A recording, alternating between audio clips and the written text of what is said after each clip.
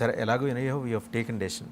మీరు గడిచిన 6-7 నెలల కాలంలో నాగపూర్ ఆర్ఎస్ఎస్ కార్యాలయంలో 2 సార్లు ప్రత్యక్షమయ్యారు, ఢిల్లీ బీజేపీ కార్యాలయంలో 4 సార్లు ప్రత్యక్షమయ్యారు, ఢిల్లీలో కీలకమైన బీజేపీ నేతల్ని 8 మందిని కలుసుకున్నారు. This is the report what the YCP has with them. నిజమేనా? ఇది దుర్మార్గం, దుర్మార్గం. మరి ఇంతలా ఎలిగేషన్స్ చేస్తారా? తప్పేముందండి, ఆర్ఎస్ఎస్ ఆఫీస్కి అయితే తప్పేం లేదు కదా. తప్పని అంటలా, it's not a band organisation. నేనే దాని గురించి అంటలేదండి. మీరు ఏదో ఒకటి కల్పించి చెప్తే ఎట్లా, ఏదో ఒకటి చూపించండి పోనీ ఇట్లా కలుసుకున్నట్టు ఏదన్నా ఏదో ఒక సీనియర్ పోలీస్ ఆఫీసర్. మీరు కలుసుకున్నప్పుడు ఎవిడెన్స్ బయటకు దొరికేట్టు చేసుకుంటారు మీరు. మరి అయినా మీకు ఎలా దొరికింది? మీకు మట్టుకు ఎలా దొరికింది? అంతర్గతంగా వాళ్ళకి వస్తున్న సమాచారాన్ని వాళ్ళు షేర్ చేశారు, బయటికి లీక్ చేశారు. ఏబీవీ గారు అయితే స్ట్రాంగ్ ఆయన అసోసియేషన్ బీజేపీతో ఉంది, తెలుగుదేశం మాట ఎండు, ఎందుకంటే ఏబీవీ గారు ఇండిపెండెంట్, ఓ పట్టాన లొంగడు, తలంచడు, చంద్రబాబు గారికి అది నచ్చదు.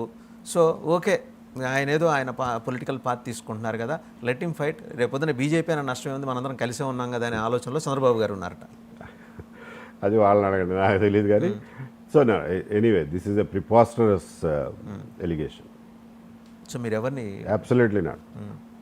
అది కాదు సార్, మీరు ఒక్కొక్కరిని ఎలిమినేట్ చేసుకుంటూ వెళ్దామని చూస్తారు. బీజేపీతో కలవరు, జనసేనతో కలవరు, ఇండిపెండెంట్గా కాంగ్రెస్ మీకు ఎట్లాగో మీ ఐడియాలజీకి మీరు దూరంగానే ఉంటారు. నాకు తెలిసి అంటే మీకున్న మొహమాటం లేకుండా వ్యవహరించే వైఖరికి మీరు దూరంగా ఉంటారు వాళ్ళతోటి.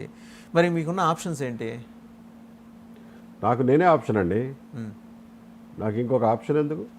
నాతో పాటు పత్రి వాసుదేవన్ కలిసి వస్తానంటే కలిసి నడుస్తా. డెఫినెట్లీ. ఇలాంటి వాళ్ళు ఇంకో 100 మంది వస్తారంటే కలిసి నడుస్తా. 100, 1000, 1,00,000 అవుతారు, కలిసి నడుస్తా. Did you categorise the atrocities of Jaganmohan Reddy అండి? అంటే ఇన్ని సెక్షన్స్ ఏమైనా సెగ్మెంటైజ్ చేసి ఒక్కొక్క దాని మీద ఒక్కొక్క సందర్భంలో దాన్ని బయటికి తీసుకొచ్చి పోరాటం మొదలెడతారు. ఎట్లా అంటే మీ పోరాట పంథా ఏంటి? కొన్ని ఇష్యూస్, మెయిన్ ఇష్యూస్ ఐడెంటిఫై చేశానండి. I will take them up 1 by 1. So ఇప్పుడే కదా స్టార్ట్ అయ్యాను, కొంచెం కాళ్ళు చేతులు కూడా తీసుకోవాలి, కలిసి వచ్చే వాళ్ళని నలుగురిని కలుపుకోవాలి. I lead few staff also, వాళ్ళందరినీ పెట్టుకుని మొదలు. 2 ఐఏఎస్లు పార్టీలు పెట్టారు ఆంధ్రప్రదేశ్లో. రైట్.